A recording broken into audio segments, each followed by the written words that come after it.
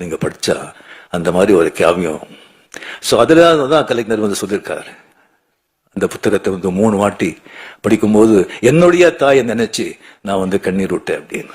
So அவர் கூட வந்து படிப்பு சரியா போகாம போராட்டங்கள், சமூக நீதி, சமூகம் அப்படின்னு சொல்லிட்டு அந்த 13-14 வருஷத்துல இருக்கும்போது அவர் தாய் வந்து அவருக்கு எவ்வளவு வந்து உதவியா இருந்தாரு அப்படிங்கிறது அவர் வந்து அதில் வந்து அவர் சொல்லியிருக்காரு. ஸோ இது வந்து இவா வேலு அவர்கள் கம்ப்ளீட்லி அதை முதல்ல வந்து நம்ம நினைவு மட்டத்துக்கு வந்து ஸ்டாலின் சார் தான் இங்கே கூட்டிட்டு போயிருந்தாங்க. அந்த உள்ள நான் போனது கிடையாது. அன்னைக்கு ஃபுல் மூண்டே வேற. எப்படி கற்றுக்காங்கன்னு சொன்னா அது ஏவா வேலு அவருடைய அவர் பார்வையில வச்சுதான் அது கற்றுக்காங்க. சொன்னாங்க சும்மா தாஜ்மஹால் மாதிரி.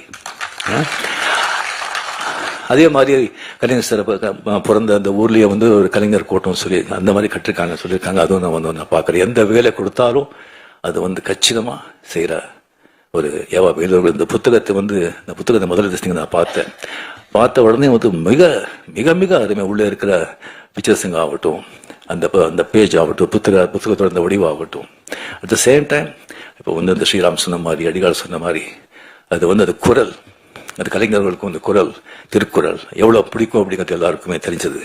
அந்த குரலை வந்து ஒன்னொன்னு எழுதி அதுக்கப்புறம் வந்து கலைஞருடைய அது வந்து அதோடைய விளக்கத்தை கொடுத்து அந்த குரல் மாதிரி கலைஞர் எப்படி வாழ்ந்தார் அப்படிங்கிறது ஒரு அத்தியாயமா பண்ணியிருக்காங்க. அதனால தான் ஒரு காவியம் ஆயிருக்கு. அருமையான ஒரு காவியம். ஸோ அது வந்து முன்னுரை கூட இங்க வந்து அடிகால் அவர் சொன்ன மாதிரி சிஎம் அவர்கள் மிக அருமையாக எழுதியிருக்கார். அந்த முன்னுரை அருமையான புத்தகம். பட் என்னன்னா விலை தான் ஜாஸ்தி, 1000 ரூபா. பட் இந்த அந்த குவாலிட்டிக்கு வந்து டிஃப்ரெண்ட், அது தேவை. பட் எல்லாரும் அது படிக்கணும். நெக்ஸ்ட் பண்றது எல்லாம் கொஞ்சம் கம்மி விலை பண்ணா எல்லாரும் நிச்சயமா அது வந்து படிக்கணும்னு சொல்லிட்டு நான் வந்து நைட் பண்ணிக்கிறேன். ஸோ இந்த காவிய நாயகன் என்னுடைய அருமை நண்பர் அமரர் கலைஞர்களை பத்தி நான் என்னத்தனை பேசுறது. படங்கள் அவர் பண்ண படங்களை பத்தி நான் வந்து பேசிட்டேன். அதுக்கப்புறம் வந்து அவருடைய நான் சொல்லி இலக்கியத்தை பத்தி அவ்வளவு ஜாஸ்தி எனக்கு தெரியாது. அண்ட் அரசியல் வாழ்க்கை பத்தி எல்லாருக்குமே உங்களுக்கு தெரியும். அவர் அரசியல் வாழ்க்கை இப்போ வந்து ராஜ்நாத் சிங்கை வந்து அவரை பத்தி 1/2 hour அவர் பேசிருக்காங்கன்னு சொன்னா அதை ராஜ்நாத் சிங் மட்டும் பேசிருக்க மாட்டாங்க, மேல இருந்து ஒரு உத்தரவு வந்திருக்கும்.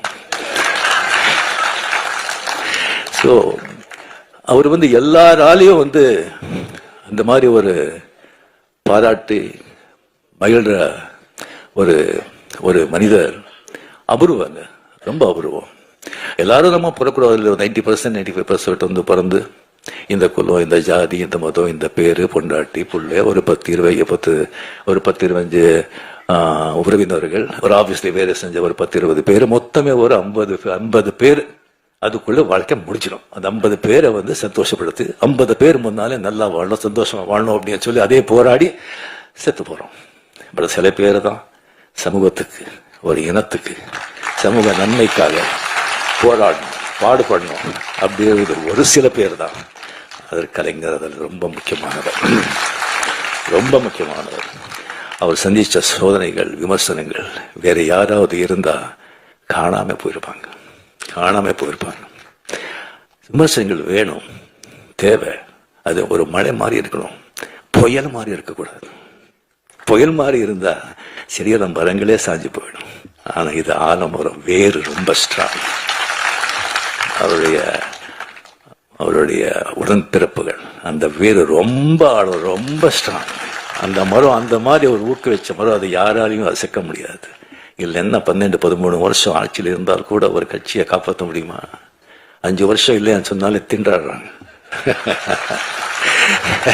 சாதாரண விஷயம் இல்லை.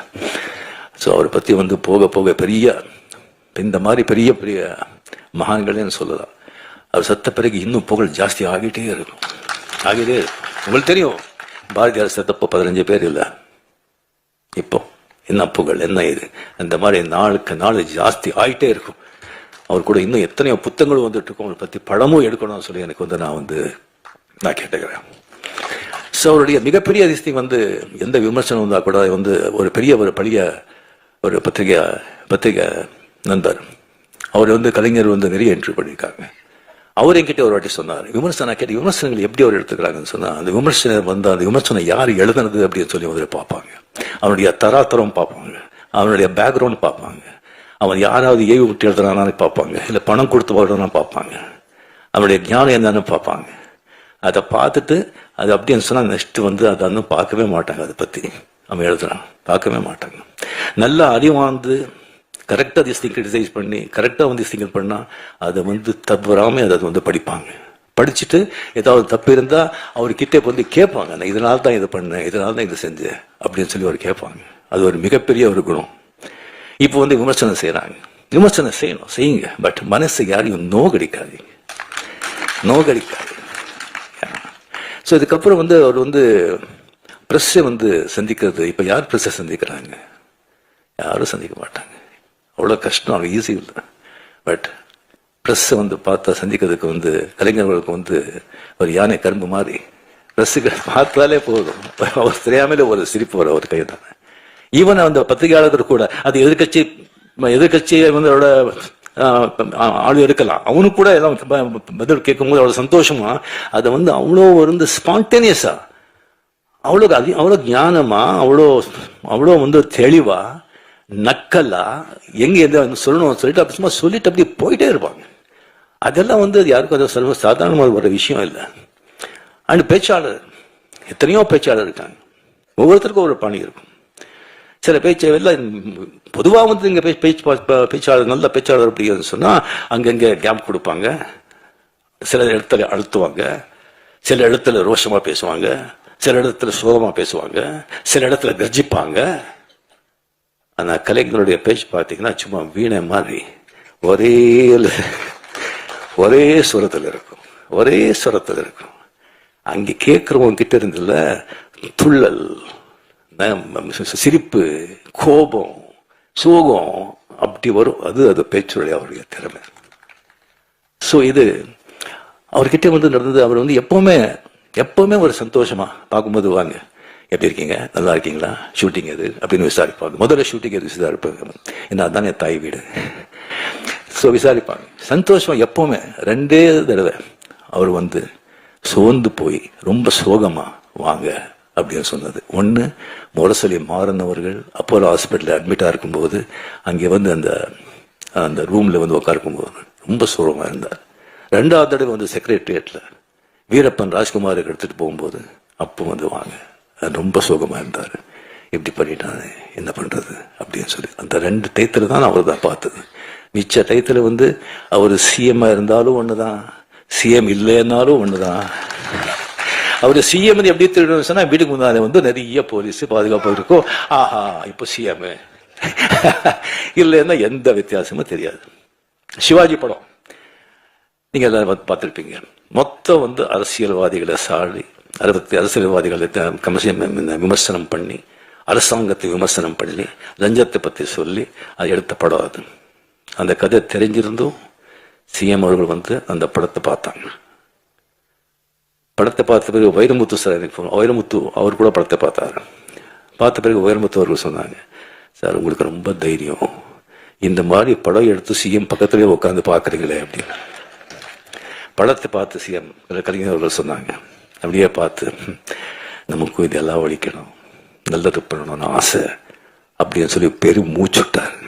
அந்த மூச்சில் பல 1000 விஷயங்கள் இருந்தது.